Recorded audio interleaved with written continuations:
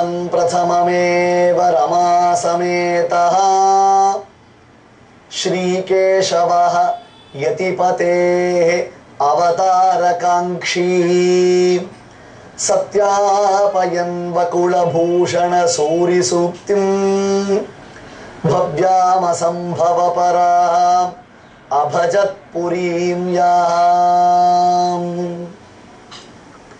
முனிவர்கள் தாங்கள் தவம் செய்து சித்தி பெற்று எம்பெருமானுடைய ஆவிர்பாவத்தை எதிர்பார்த்து காத்திருப்பார்கள். ஆனால் பூதபுரியில் மட்டும், ஸ்ரீபெரும்புதூரில் மட்டும் எம்பெருமான் இங்கே தான் காத்து கொண்டிருக்கிறான். யாருக்காக? யதிபதேஹே அவதாரகாங்ஷி, யதிராஜருடைய அவதாரத்தை தான் எதிர்நோக்கி இங்கே பரமாத்மா காத்திருக்கிறான். ஆவிர்பவன் பிரதமமேவ ரமாசமேதா, வேறு எந்த திருத்தலத்திலும் இல்லாத தனிப்பெருமை வாய்ந்தவளாக இந்த திருத்தலத்தில் தாயாருடைய திருநாமம், தாயாருடைய மகிமை திகழ்கின்றது. ஆம், யதிராஜ நாதவல்லி தாயார். யதிராஜ நாதவல்லி, கனகவல்லி, பெருந்தேவி, மயூரவல்லி என்றெல்லாம் தாயாரை நாம் கொண்டாடுகிறோம். ஆனால் ஸ்ரீபெரும்புதூரில் மட்டும் தாயாருக்கு யதிராஜ நாதவல்லி, யதிராஜராம் எங்கள் ராமானுஷன், எங்கள் ராமானுஷருடைய நாதனாம் இங்கே விளங்கக்கூடிய ஆதிகேசவன், அவனுக்கு பிரிய வல்லபயாம் எங்கள் தாயார் யதிராஜ நாதவல்லி. எம்பெருமான் தான் மட்டுமா வருவான்? லக்ஷ்மியா சக ரிஷிகேஷா தேவ்யா காருண்ய ரூபயா ரக்ஷக சர்வ சித்தாந்தே வேதாந்தே பிச்ச கீயத்தே என்பது விஷ்ணு புராண வாக்கியம். அந்த மகாலட்சுமி தாயாருடன் சேர்ந்தவராகத்தானே பெருமான் எத்தனை அவதாரங்கள் உண்டோ அத்தனை அவதாரங்களிலும் அகலகில்லேன் இறையும் என்று அலர்மேல் மங்கை உரை மார்பனாக திகழ்கிறான். அதனால்தான் அர்ச்சாவதாரத்தில் இங்கே இக்ஷ்வாகு வம்ச மன்னர்களுக்குத்தான் அனுகிரகம் செய்வதற்காக அவதரித்த பொழுது கூட திருத்தாயாருடன் சேர்ந்து தான், மகாலட்சுமியுடன் சேர்ந்து தான் இவனுடைய ஆவிர்பாவம். ஆவிர்பவன் பிரதமமேவ ரமாசமேதா ஸ்ரீகேசவः யதிபதேஹ அவதாரகாங்ஷி. ராமானுஜர் பிறக்கப் போகிறார், ராமானுஜர் பிறக்கப் போகிறார். இந்த கலியுகத்தில் பகவத் ராமானுஜர் பிறந்து அத்தனை சேதன வர்க்கங்களையும், இந்த ஜீவர்கள் அத்தனை பேரையும் நற்கதி அளிக்கப் போகின்றார் என்னும் எதிர்பார்ப்பினாலே உள்ளம் பூரித்து கேசவன் காத்து கொண்டிருக்கிறான். இப்படி கேசவன் காத்து கொண்டிருப்பதற்கு என்ன காரணம் என்றால், நம்மாழ்வாருடைய ஸ்ரீசுக்தி. பொலிக பொலிக பொலிக போயிற்று வல்லுயிர் சாபம் கலியும் கெடும் கண்டு கொன்மின் என்று நம்மாழ்வார் பாடி வைத்தாரே. சத்யாபயன் வகுலபூஷண சூரி சூக்திம் பவ்யாம் அசம்பவ பராம் அபஜத் புரீம் யாம். கேசவன் பூதபுரி என்னும் ஸ்ரீபெரும்புதூரில் காத்து கொண்டிருக்கிறார் எதிராஜருக்காக. அந்த சமயத்தில் இங்கே அர்ச்சாவதாரத்தில் எழுந்தருளிருக்கக்கூடிய இதே கேசவன் பரவாசுதேவனாக வைகுண்டபதியில் வைகுண்ட கஷேத்திரத்தில் விளங்குகிறாரே, அவர் ஒரு நாள் பிராட்டியுடன் கூடியவராக தனக்கு மிகவும் அந்தரங்க ஆலோசகர்களான அனந்தன், கருடன், விஸ்வக்சேனர் முதலான நித்தியசூரிகளை எல்லாம் அழைத்து ஓர் ஆலோசனை நடத்தினார். நாம் பலவிதமான அவதாரங்களை எல்லாம் செய்திருக்கிறோம். இது எம்பெருமானுடைய வாக்கியம். எத்தனையோ அவதாரங்கள் செய்திருக்கிறோம். கடைசியாக துவாபர யுகத்தில் கிருஷ்ணாவதாரம் செய்து பகவத்கீதை என்னும் உயர்ந்த சாஸ்திரத்தை மக்களுக்கு உபதேசம் செய்து வைத்தால் கூட மக்களுக்கு தர்மத்தில் பற்றுதல் இல்லை. அவர்களுக்கு நற்காரியங்களை செய்ய வேண்டும் என்னும் ஒரு சிந்தனை இல்லை. உண்டியே உடையே என்று ஓடிக்கொண்டே இருக்கிறார்கள். குறிப்பாக அவரவர்கள் தங்கள் தங்கள் வர்ணாசிரம தர்மங்களை விடுத்து விட்டனர். எல்லாம் நம்முடைய உபதேசங்கள் எல்லாம் பயனற்று போய்விட்டன. ஸ்ருதிர் நஷ்டா ஸ்மிருதிர் லுப்தா பிராயேண பதிதா த்விஜாஹ அங்காணி ச விஷீர்ணானி ஹாவ்ருதா வர்ததே கலிஹி. ஐயோ, இந்த கலியினுடைய கொடுமையை நினைத்தால் பயமாக இருக்கிறது. பெருமானுடைய வாக்கியம். எவ்வளவோ நல்ல விஷயங்கள் இருந்தால் கூட இந்த மக்களால் அவற்றை கவனித்து பார்க்க முடியவில்லை. ஒரு 5 நிமிடம் அல்லது 10 நிமிடம் நம்முடைய உள்ளம், உரை, செயல் இவற்றையெல்லாம் ஒடுக்கி இதோ சொல்லக்கூடிய விஷயம் அபூர்வமானது, ஆச்சரியமானது, ஆச்சாரிய சார்வபௌமரின் புகழ் பாடக்கூடியது என்பதாக உணர்ந்து அதற்குரியதான மகிமை அளிக்கிறார்களோ இல்லையே. அதற்குள்ளாக எங்கோ செல்ல வேண்டும், எதையோ பார்க்க வேண்டும், எதையோ பேச வேண்டும், எதை குறித்தோ சிந்திக்க வேண்டும். தங்களுக்குள்ளேயே பேசிக்கொள்ளும் வழக்கமே ஒழிந்து விட்டதே. ஸ்ருதி நஷ்டா, உலகத்தை ரட்சிக்க வந்ததான வேதம், அந்த வைதிக தர்மம், வைதிக நெறி முழுதும் அழிந்து விட்டது. ஸ்ருதி நஷ்டா ஸ்மிருதி லுப்தா. இந்த வேதத்தில் சொல்லப்பட்டிருக்கக்கூடிய தத்துவார்த்தங்கள் எல்லாம் மகரிஷிகள் தங்களுடைய ஸ்ரீசுக்திகளாக அவற்றை ஸ்மிருதி வாக்கியங்களாக எழுதி வைத்திருக்கிறார்கள். யாக்ஞவல்க்ய ஸ்மிருதி, பராசர ஸ்மிருதி, மனுஸ்மிருதி, ஹாரீத ஸ்மிருதி என்று மதிப்பே இல்லாமல் போய்விட்டது சுவாமி. தங்களுக்கு ஏற்புடையதாக இல்லாமல் சில சட்டதிட்டங்கள் இருந்தது என்றால் அந்த சட்டதிட்டங்களை எல்லாம் எதிர்ப்பதை போன்று தற்பொழுது வைதிக மார்க்கத்தை குறைக்கின்றார்கள். ஸ்மிருதியில் சொல்லப்பட்டிருக்கக்கூடிய விஷயங்களை எல்லாம் இவர்கள் ஒப்புக்கொள்வதில்லை. ஒப்புக்கொள்வது மட்டுமில்லாமல் அதை நிந்தனை செய்கிறார்கள். இதெல்லாம் யாரு சுவாமி பண்ணது?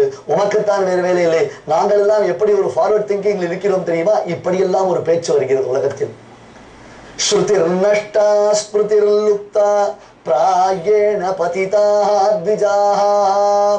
அந்தணர்கள் வைதிகத்தை வியாபார நோக்கில் பார்க்க ஆரம்பித்து விட்டார்கள். வைதிக சடங்குகளை செய்பவர்களும் அல்லது செய்து வைப்பவர்களும் இருவர்களுமே ஸ்ரத்தை இல்லாமல் போய்விட்டார்கள். ஒரு சிலர் இருக்கிறார்கள். இப்பொழுது நாம் கேசவ சோமயாஜி என்னும் மகனிகருடைய வம்சத்தை அனுபவித்து வருகிறோம் அல்லவா?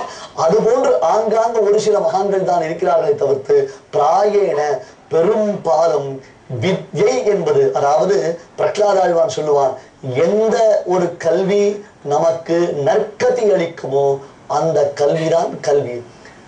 ஏனைய அனைத்தும் நம்மை மேன்மேலும் மேன்மேலும் மேன்மேலும் இந்த சம்சாரத்தில் அழுத்தக்கூடியது. சுவாமி ஸ்ரீ வேதாந்தரேசிகன் சாதிப்பார் சுமையான கல்விகள் என்று. அதுபோன்று வைதிக வித்தியை கூட இவர்கள் வியாபார நோக்கில் பார்க்க ஆரம்பித்து விட்டார்களே.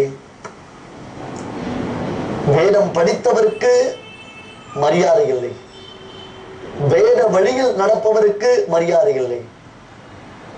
வேதத்தை படிப்பவர்களும் சிலர் அந்த வேதத்தை படிப்பதினால் தங்களுக்கு என்ன சம்பாத்தியம் உண்டாகும் என்னும் நோக்கில் தான் படிக்கிறார்களே தவிர்த்து, அடடா இதை நாம் தெரிந்து கொண்டே தீர வேண்டும், நாம் பிறந்த பயன் இதுதான் என்னும் உணர்ச்சி யாருக்கும் இல்லை. வைதிக தர்மம் குலைந்து விடுகிறது என்பதை வைகுண்டபதியான எம்பெருமான் உணர்ந்து தான் வருத்தப்படுகிறான். அங்கானி சவிசீர்ணானி சிக்ஷா, வியாக்கரணம், சந்தஸ், நிருக்தம், ஜோதிஷம், கல்பம் என்று ஷடங்காவை வேதாக என்று வேதத்திற்கு 6 அங்கங்கள் சொல்லப்பட்டிருக்கின்றன. யார் அறிவார்கள்? யாருக்கு அது குறித்து கவலை? அதை படித்ததினால் என்ன பயன்? படித்துத்தான் நாம் மற்றவர்களுக்கு சொல்லி வைக்க முடியுமா? அல்லது மற்றவர்கள் தான் அதை ஏற்றுக்கொள்ள போகிறார்களா?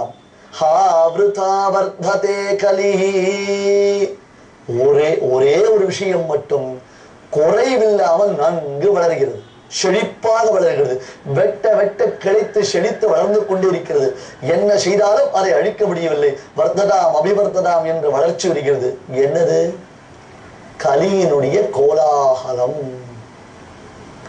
இந்த கலியினால் ஏற்படக்கூடிய தீமைகள் மட்டும் வளர்ந்து கொண்டே இருக்கின்றன. யதா யதா சதாம் ஹானிஹி வேத மார்கானுசாரிணாம் ததா ததா கலேர் விருத்திஹி அனுமேயா விசக்ஷணைஹி.